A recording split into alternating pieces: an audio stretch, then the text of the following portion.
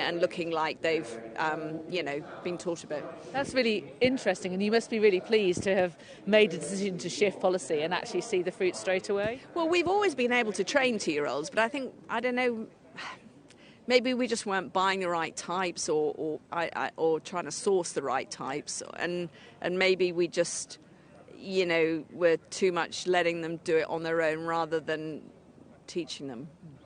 So look, it was a fault on our part, which hopefully we have rectified. Okay, well, the Reverend's already managed to win one. And economics, I thought, ran really promisingly in the opening division. Yeah, look, in an ideal world, he ran a lovely first race, because it is quite hard for them if they win first time to then go and run with a penalty.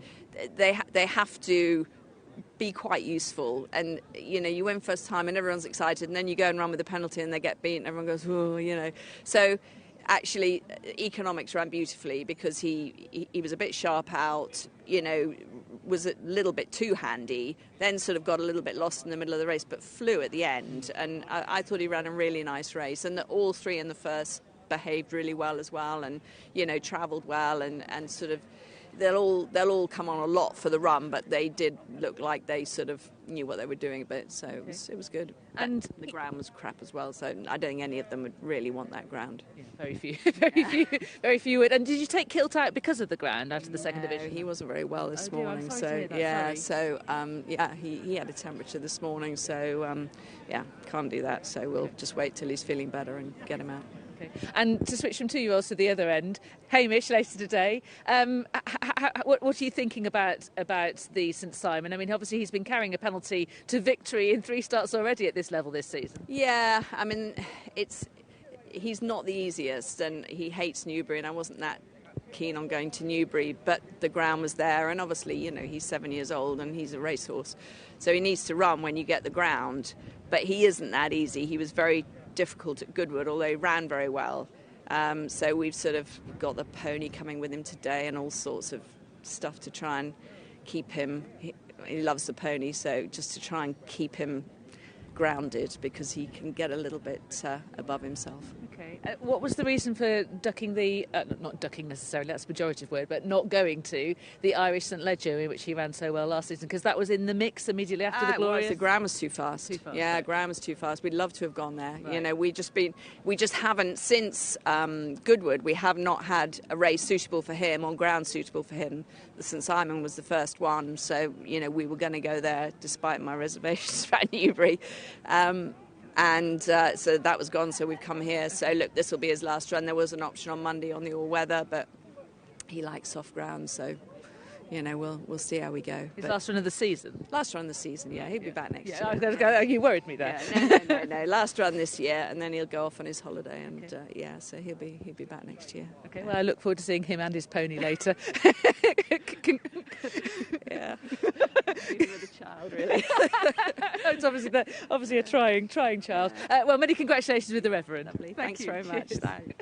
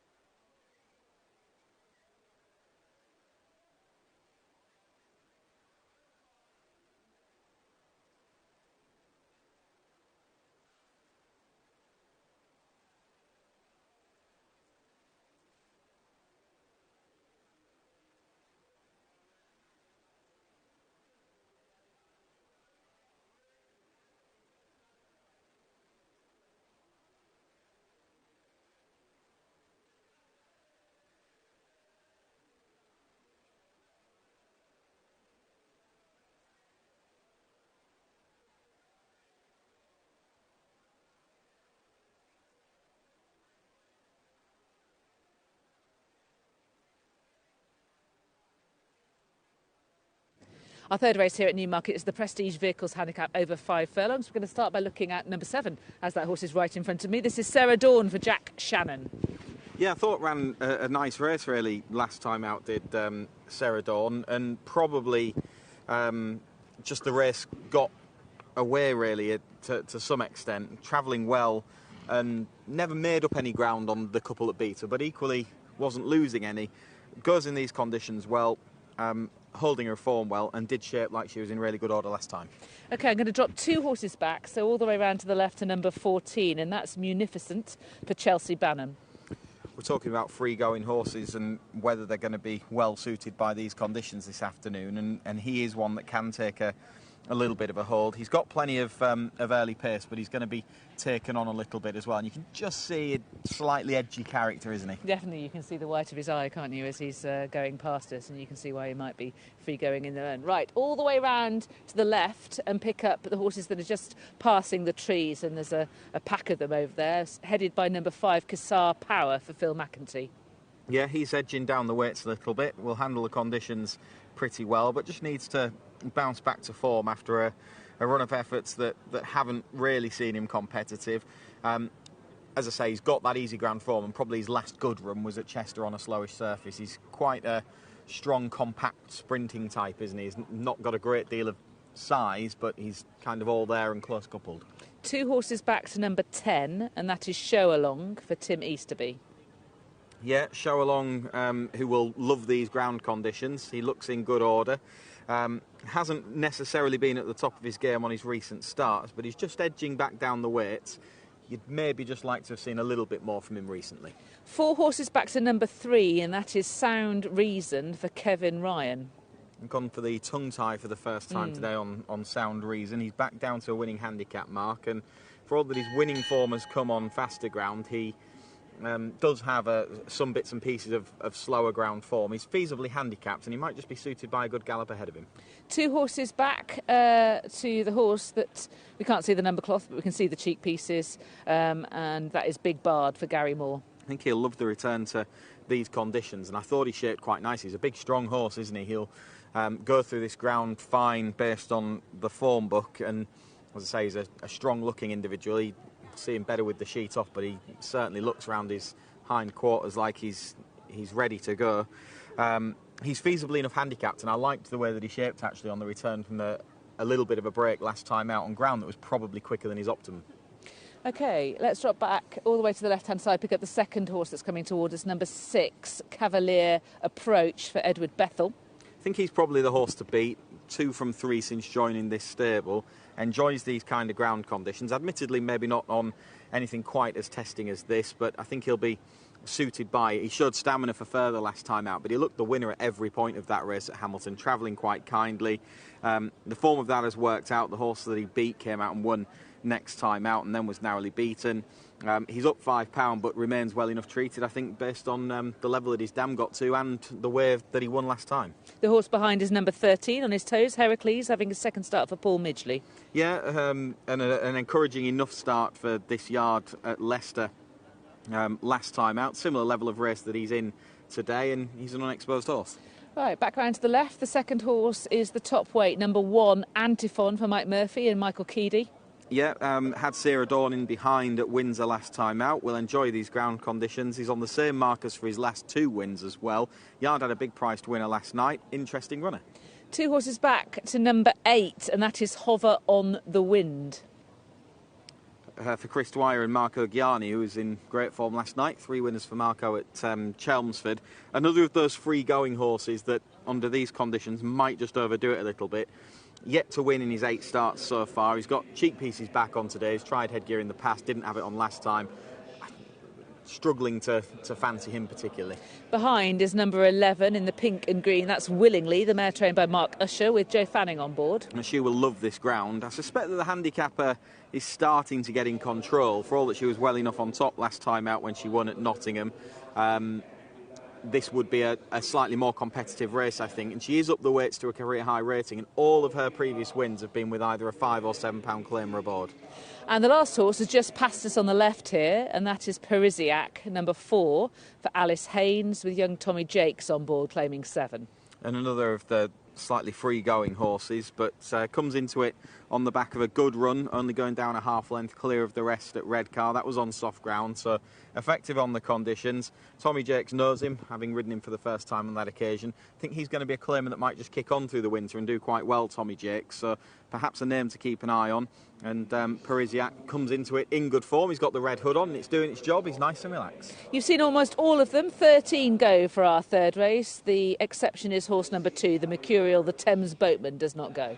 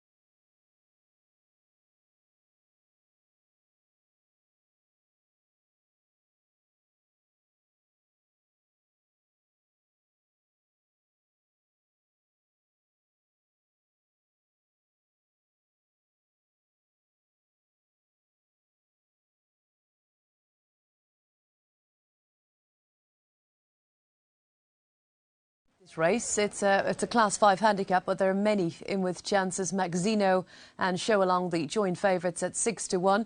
Magnificent at 13-2. Antiphon at 15-2. Cavalier Approach priced the same. And Willingly, who absolutely loves heavy ground on the back of a win at Nottingham, up £5 for that victory. But I thought would have a good chance again, the mare. Sarah Dawn at 9-1, make that 10-1 actually. In fact, the one that's probably the easiest to back now, Jack Shannon's horse. And then bigger prices, the rest, 10-1 for Big Bard, Sound Reason at 11s alongside Heracles, and 18-1 and bigger the rest. And there you go. Runners making their way down to the start. This race, 12:15, is due off at 12:25. Let's rejoin Chris and Lydia at the track. Yes, and just in case you're tuning in now, all the races from onwards are going to be off 10 minutes later than scheduled, and that is to accommodate the rejigging of races so that they are more evenly spaced between the different racecourses across Ireland and Britain in order to maximise levy generation. That is the theory anyway. Right, the horse that we didn't see, the one horse we didn't see, was the favourite, Maxino, for Mick Appleby and Alistair Ronson. Yeah, and unexposed horse still, Maxino, out of Demora, who same family as Danzino, obviously, and she was a useful mare in her own right. She was a listed winner on heavy ground, actually, at Bath, and she had a very good record on deep ground. So Maxino, I think, will probably be okay under the prevailing conditions. I think this is quite a competitive race, and he looks quite a short price, really, but he's an unexposed horse, and he's got bits and pieces of form that are solid enough. He was second to Show Along early on in the season, and that was a really good run that day. He hasn't quite kicked on from it, but when you look at the way that the likes of his dam Demora progressed and Danzino progressed, and that family along the way just have improved with age and racing, I think there's every chance that he still gets a little bit better, and be a nice boost for Mick if this horse, a family that means a lot to him, won this afternoon before he's got his big day at the Breeders' Cup tonight. The excitement of Big Evs, absolutely. Yeah. I'm really looking forward to that. Yeah, it's a big night for him, isn't it? And for all involved at the yard, so they'll be looking forward to that. But as I say, this would mean a lot for them as well, because, you know, this horse is Dam Demora and Danzino, that were bred by Max and Clive Ragg, who are sadly no longer with us. but the colour's been carried on by Pete. He's just sort of one of the families that really got Mick going and put him on the board. Danzino was his first group winner. Demora was obviously useful sprinter himself. So this is a family that's done a lot for him, and this is a horse that might yet improve. But as I say, he looks a short enough price in a good race. He does. You referred to Show Along's form, and he's got some good form from right at the start of the season. And the market obviously is expecting a good run, but lately he hasn't been running that well. No, he hasn't. That would have been a competitive enough race at York last time out, but he's had a bit of time off since then. Maybe they're just hoping that he resets and gets back to form following a bit of a break. You can take the view, I think, with Show Along that the break might have done him good, and they've got him back under conditions that will suit. If you go back to this year's form, when was the best of it? Well, it was early on in the year when he was fresh on the back of a break. You often think that Tim Easterby's horses will warm into a season and get better with racing, but actually he's probably one that's a little bit different on that front. If you go back through his form, he was up and ready early a couple of years back in the early part of the season. He won on a slow surface at Chester. Last year, his best run was probably second time out at Ripon. That was in April. And this year, again, his Pontefract and then Nottingham win is his better form. He's been on a faster surface than is probably ideal for him, and he's been busy for his last few runs, where he's now back on a slow surface, having had a break, and the market likes him. So yes, you might want to see a little bit more in his recent runs, but the more you think about it, the more you can kind of spin it that maybe he'll do better today. Then you've got Cavalier Approach, who has bounced right back already with that win at Hamilton last time. Yeah, he's a horse that is going the right way. He's 2 from 3 since joining this yard. He doesn't have any form on ground quite as deep as this, but don't really see it being a problem for him. His Dam Beauty Pageant was trained by David Brown, and she got to a useful enough level, so on account of that there could be a little bit more to come. And it's not like he's been winning on a fast surface. Indeed, his disappointing run when joining this yard was when he went on quick ground, so he probably doesn't want it quick. Whether he wants it as deep as this, we'll see. The Hamilton win, I like the way they went about it. I just thought he travelled very, very comfortably. You don't often get loads of horses bringing Hamilton form to Newmarket, but they're both up and down a little bit, so I think the track will be one that he handles really well. And that form from Hamilton has worked out well. Sacred Falls went out and won next time, then was narrowly denied at Redcar. The horse who finished in 4th has won as well, and the horse who was 3rd has been beaten since, but arrived into it on the back of a win. So I think there's a bit of substance to that form from Hamilton, for all that this is quite a competitive race. I should mention Antiphon as well, who bounced back to form last time, albeit that was at Windsor, and I do wonder whether he particularly likes Windsor. Yeah, I think there could be something in that with Antiphon. He's won there twice before, hasn't he? And I wouldn't be certain that he'd uphold the form with Sarah Dawn, who was probably travelling better, but didn't make up any ground. But as I said in the paddock, didn't lose any ground either. He's on a winning mark, he'll handle the ground, and he's straightforward enough. But as you say, he does have a very good record at Windsor. Any others you want to throw in with just 3 to load? Another mention for Big Bard, who I thought enjoys these ground conditions, is still well enough handicapped on some of that earlier season form, and shaped nicely on ground that was quicker than ideal on the back of a break last time. OK, we'll rejoin Alex. Goes in. Ready. They're off. Runners sent away here, dashing over 5 furlongs. Show Along a little bit awkward from the stalls. Aldros to the left as we look on. Hover on the Wind got a good beginning. Willingly is also right up there. Parisiac's not far away. And Kessar Power. In the next wave stands Side Munificent in company with Antiphon and Heracles. Big Bard's now in centre field and improving the yellow. Far side of the group is Cavalier Approach. The black and red for Kevin Stott. Show Along back through them. Sound Reason. Maxino's only got one behind, and that's Sarah Dawn. Through the halfway point. Parisiac out in front, being taken on by Willingly. Up against the near side is Munificent. Hover on the Wind follows with Big Bard. Antiphon tries to get to them. Then Heracles pulled out to the left is Cavalier Approach. Heading to the final furlong. It's still Parisiac and Willingly. These two have been going at it from the outset. Cavalier Approach, Hover on the Wind are trying to close. Big Bard's in behind them with Munificent, Parisiac and Willingly. They've both scrapped this out from start to finish. Parisiac and Willingly to the line. Parisiac has just held off Willingly. Big Bard back in 3rd. Maxino flying late on the scene. Then Hover on the Wind and Munificent. Well, the horses that were fighting out the lead from the start were those that were fighting out the finish as well, and the winner's gone to Parisiac for Tommy Jakes and Alice Haynes, just ahead of Willingly for Joe Fanning and Mark Usher, with Big Bard having come through for third, and in fourth it is Maxino, a race that didn't really change as you watched it. No, we'll see again if anything moves position too much through the race, but the pace certainly held up. The front two at the line were the front two from an early stage, and even in behind there didn't seem to be too much shuffling of the pack, did there? But Parisiac came into this on the back of a good run under similar conditions last time and has managed to build on that, always up with the pace. A very solid horse in Willingly in second, loves these conditions, and she has run well once again. The only horse that managed to make up a little bit of ground was Maxino, and I think you'd be very encouraged with that from him. This might be the kind of ground that he wants, given how effective his dam was on this sort of surface.